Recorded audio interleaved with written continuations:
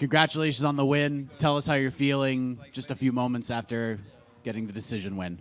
Thank you very much. I feel excellent. I feel very good to extend my record to 16-0. 7 win streaks in the bantamweight division now in the UFC. Feel really good. Every time I go out there, I turn up. You know, regardless of injuries, regardless of weight misses, opponent misses, whatever, I always turn up. And that's one thing you got to say about me is, you know, I am a real force in this contender, and I hope to start getting mentioned in the bigger picture when it comes to title contentions and potential future champions, etc. John came in on short notice to give you the chance to fight on this card, and he showed a lot of toughness. You hit him with some big shots, and he kept coming. Was that the most surprising thing, was how tough he was, or did anything else surprise you? I think that was the most surprising thing. I knew he would be tough for at least a round and a half, and then I figured he would fade. But props to him, man. You know, these youngsters, they're hungry. He showed he belongs in the UFC. Yeah, props to him. We highlighted a few things that we knew he was going to be good at, and I thought we did a real good job of nullifying them and implementing our game plan. And ultimately, it was a clear win and everything, but he did put me in a couple moments where I had to really, you know, figure things out, which was good. I'm grateful for. You know, it's only going to improve me going forward into the future. You mentioned you have a 7-fight win streak in the division. It is the longest active streak at bantamweight right now. Mm-hmm. But you also mentioned in the post-fight interview that was the last fight in your contract. So you're, I guess, a free agent to some degree. So how are you feeling about that right now? You have this great record, this great streak right now, but a little bit of uncertainty as far as your fighting career and what your next move could be. Yeah. Look, the dream for me is obviously the UFC. You know, I think, man, I don't even remember when I saw my first UFC fight. I think it was Matt Hughes, Royce Gracie, which was like UFC 68 or something. And then I didn't become an official fan until probably 2009, UFC 100 days, when the UFC Undisputed 1 video game came out. Since 2009, I've been a fan nonstop. And it's been my dream when I go to sleep, just one day to be champion. And I've come closer and closer every single year, every single fight that I have. I'm now 16-0, which is, you know, when you look back on these things, that's incredibly impressive and arguably the deepest weight division. So for me, I want to stay. Of course, the UFC is where I want to be at. And given that as long as I stay in the organization, I know I'm going to be champion. I turn 29 next month. I'm only entering my prime years now. And, you know, I fought tough guys. I fought all around the world. My Contender Series fight, 2 weeks before the fight, I was sparring Dan Ige. I posted out, tore my MCL in my elbow off the bone. Didn't even consider pulling out. Abu Dhabi, my opponent Victor Hugo missed weight by 10 pounds, and I still took the fight. He weighed in at 146, I weighed in at 136, still stepped in the cage with that weight difference. It was I think it's the biggest weight difference inside the cage ever. Had a great performance. This fight, 3 weeks ago, tore my meniscus and my MCL in my right knee, and not for a second did I think about pulling out. So I think sometimes I probably do need to be protected from my own toughness, but I think it just speaks to how much I want to be in this organization and how much I want to be champion. And I'm optimistic, of course, about getting signed. And yeah, I just know I'm going to be champion one day. I just need a chance to keep proving it. And last thing for me, if all goes well and you do re-sign with the promotion, everyone feels like you deserve to be in there with the ranked guy at some point. Definitely now after getting another win. So is there anybody that realistically is on your mind? Like if you get re-signed, I should fight this guy. Hey, you know what's interesting for me is who wouldn't want to see an Afghan warrior and a Mexican warrior locked inside the cage fighting for a top 10, top 5 place. David Martinez has a sweet ranking by his name. I would love to meet him in the middle of the cage, him in the middle of the octagon, and I'll fight him for that ranking. To go off of that, if they came and said, do you want to fight him at Noche, is that something you would be interested in? When is Noche? September. Yeah. Fuck it, let's go. As long as my knee is fine, as long as I don't need surgery or anything, I would love to entertain the Mexican fans. How does the style play out between you and David Martinez? How does what, sorry? How does it play out, Silas? How does it play out? I think, look, the guy's in the top 10 of the UFC. He's obviously a decent fighter, but I just think there's levels. I think styles make fights, and I think I make him look silly in there. I think he moves well, but I move even better. I think he's fast, but I'm even faster. I've got orthodox southpaw. He can kick, I can kick even better. I can grapple, I can wrestle. I'm bigger than him. So, listen, man, I think I'm the most well-rounded guy in this roster. And I'm just coming into my prime now. And, yeah, I don't think Martinez is as big a threat as some of the other guys. Last one for me. You've been keeping tabs on the England-Norway game?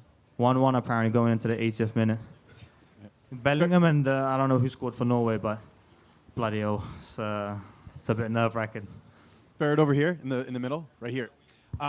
Just kind of piggybacking off David Martinez, if that fight is not next, a lot of fans did really like this fight with you and Ethan Ewing. Is that a fight you would be willing to rebook, or have you kind of moved past that because the fight didn't happen on this card?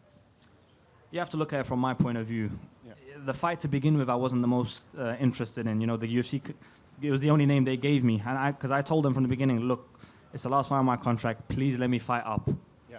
Give me an opportunity to move up the rankings. And they said, look, Ewing's the only name we're giving you. It's him or nobody else. And I said, look, I'm a contracted UFC fighter, so I do whatever, you know. But then once the fight happened, I knew it was UFC 329. I was really looking forward to it. I saw the buzz and the noise it was making online. So I said, fantastic, you know. He pulls out, undisclosed injury. You got to give him benefit of the doubt. But if I'm honest, I've moved past that, man. I'm number 10 in the AI rankings. I'm number 15 in the media rankings. I've got the longest win streak in the weight division. For once, let me get a fight that benefits me a little bit in the sense of moving up the rankings, you know. So I would love to fight upwards. I think it's what's fair, you know, and yeah, man, I think this weight division, it's hit a little bit of stagnation. The top 5 guys are still the top 5 guys. You've got the Jan, Sanhagen, Umar, Marab, and O'Malley, and those 5 are just staying there for the last couple of years. I think we need some new blood in there, and I believe I'm the guy that can be, you know, ruffle some feathers. I know a bit different circumstances, but your brother obviously came off a win in the UFC and they didn't re-sign him. Are you concerned about that at all, just because the UFC does seem to be a little bit different when it comes to you know, re-signing fighters? Is there any concern about not being back with the UFC? Listen, look, like, I mean, it's a possibility. Yeah. And I would hate for it to not happen. It could happen, you know, but even going into the fight, you can't worry about those kind of things. That's just negativity, isn't it? It's going to affect your performance if you worry about it too much. So, look, I'm not naive. I know it's a possibility that it could happen, but I'm optimistic, you know. And that's why I made a point to ask Joe. You know, I was born in August 97. He did his first UFC broadcast, I think, February 97. So he's a guy who's been around, he's seen everybody. And I wanted to just kind of put it to him, like, do you think I deserve to resign? Like, or am I crazy, you know? And he almost seemed offended. I asked him, you know, because I think it's obvious, you know, like the guy has the longest weight division and arguably is the deepest weight, the longest win streak in arguably the deepest weight division. Clearly a future champion potentially, you know, so I think it only makes sense to re-sign. And just last one for me, how do you celebrate after a win like this? Because you mentioned it there. You went through a lot, right? The injury, the switch up an opponent. When we think of an opponent switch up, we never consider the fighter that's still on the card, right? Yeah. So exactly. I'm sure there's a lot of relief after tonight, too, just getting through the camp and getting Yeah, absolutely. Look, there's a lot of things that I've been through inside the UFC, from injuries to everything, but a pull-out close to the fight I'd never really had, and I'll tell you what, it's not easy because you have to adjust, and, you know, sometimes when you're expected to win easily, it's even tougher, you know, because simply winning is not enough, you know, and you put the pressure on yourself. You have to, like, destroy this guy, and, you know, and the guy was 6-1. He's young.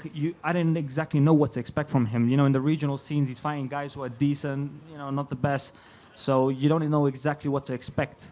And, but, yeah, it wasn't easy. I have to stay locked in. Luckily, my brother went through something similar last camp, so I was able to learn from him.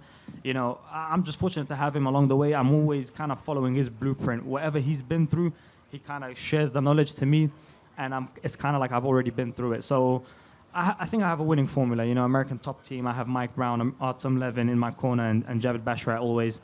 All the guys in South Florida, Dan Lambert, Steve Mocco, Parumpa, Anderson Franca. You know, I have a winning formula. That's why I want to stay in the UFC and just keep moving from strength to strength, and I know I'm going to be champion one day. Over here, just one. Congratulations on the win. You just talked about some of the factors in framing a fighting Garza on short notice.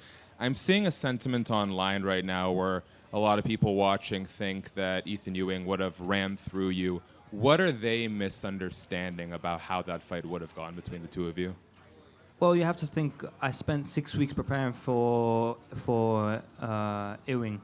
So I was prepared for what Ewing had to bring with John Garza. I was kind of like preparing on the fly. You know, I was telling my brother yesterday, I was like, is it bad that I'm kind of going to go in the cage and figure him out, you know, because I don't know exactly what the guy has, you know. But listen, do you listen to everything that's said online? There's a difference between fans and trolls. I've seen the trolls ridicule pound for pound #1 guys, Islam Makhachev, Ilia Topuria. If they're getting trolled, who am I? You know what I'm saying? So, bro, the trolls, you can never listen to the trolls. If respectable figures, fans, pundits, respectable media members, real fighters, ask the coaches about the Basharat brothers. You see what kind of response they get. You ask the troll about Muhammad Ali, they're going to start ripping into Muhammad Ali, bro. The trolls don't give a shit about nobody. Thank you. I hope you get that top 15 fight. Thank you. Farid over here. Farid, I was wondering, did the UFC make an offer to you to re-sign you before this last fight on the contract? No, they didn't.